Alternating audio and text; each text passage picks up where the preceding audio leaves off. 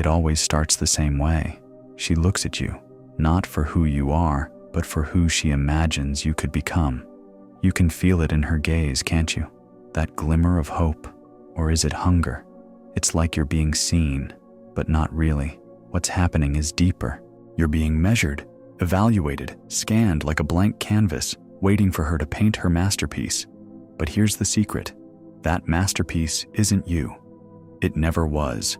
Carl Jung warned us about this, but not with the soft words of a motivational speaker. No, he spoke with the sharp clarity of a man who spent his life peering into the depths of the human mind. Jung dedicated his life to understanding what he called the unconscious, the hidden parts of our minds that operate silently beneath our awareness. And he discovered something haunting about relationships.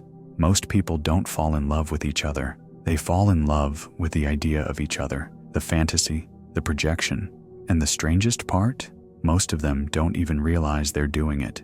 You might think she's choosing you, but what she's actually choosing is the version of you she's created in her own mind, a character in a story she's been writing long before she even met you. And when you stop fitting that role, she doesn't change the story, she changes the actor. Jung called this projection the animus, the inner masculine image that lives within every woman. And when that animus is underdeveloped or left unchecked, it becomes a tyrant. It's the invisible force that makes some women chase chaos instead of peace, conflict instead of connection, drama instead of depth. Jung didn't sugarcoat this. He described it as a kind of spiritual possession, where a woman is no longer acting from her own consciousness, but from the shadowy grip of her inner masculine fantasy. And here's the kicker. Most men fall for it because no one ever taught them to see it. You mistake being desired for being known. You confuse being chosen with being understood. You believe her words when she says you're different, that you're special.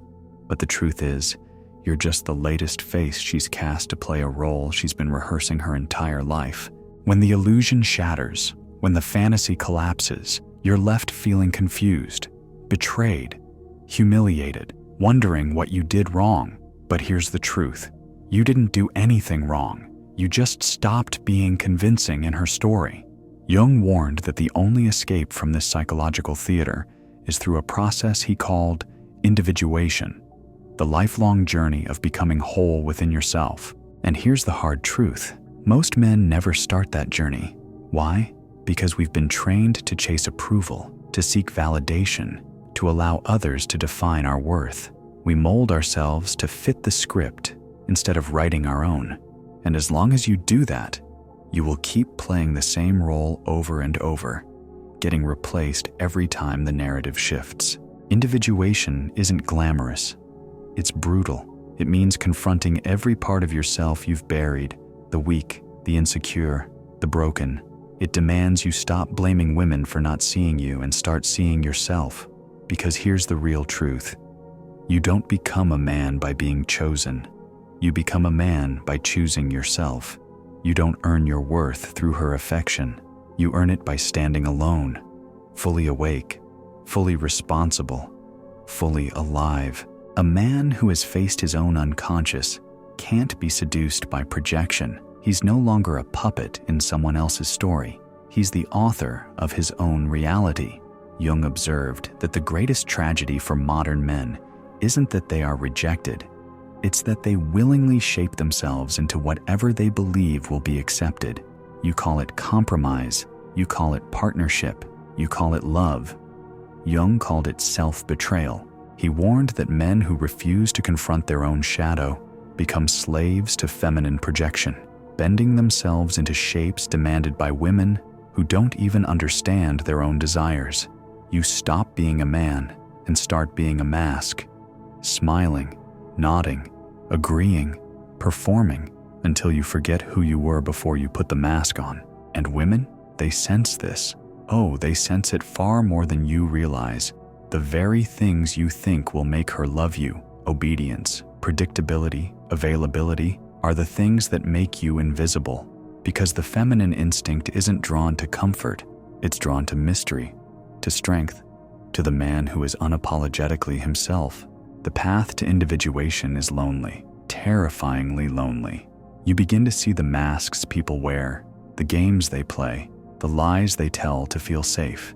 And when you try to share what you see, they'll mock you, call you cold, arrogant, too serious. But you're not the problem. You're the mirror, and people hate the mirror when it shows them what they don't want to face. Jung knew this well. He studied countless people terrified of confronting their own shadow, the dark parts of themselves they refuse to acknowledge. And he warned that if we don't face that darkness, it consumes us, it owns us. And for men, that means living as hollow versions of ourselves, chained to the approval of others, especially women, who are searching for the same thing in reverse. But it doesn't have to be that way. Jung's work is not just a warning, it's a challenge to stop seeking wholeness in someone else's eyes and start finding it in your own, to walk your own path so fearlessly that you become a living mirror, reflecting the truth back to anyone brave enough to look. Most will turn away, but a rare few will thank you for it. And that's the difference between being loved for the role you play and being respected for the man you've become. Are you ready to step off the stage? Are you ready to be real? Because the truth is, the world doesn't need more actors. It needs more authors, and the story of your life is waiting for you to write it. It's time to pick up the pen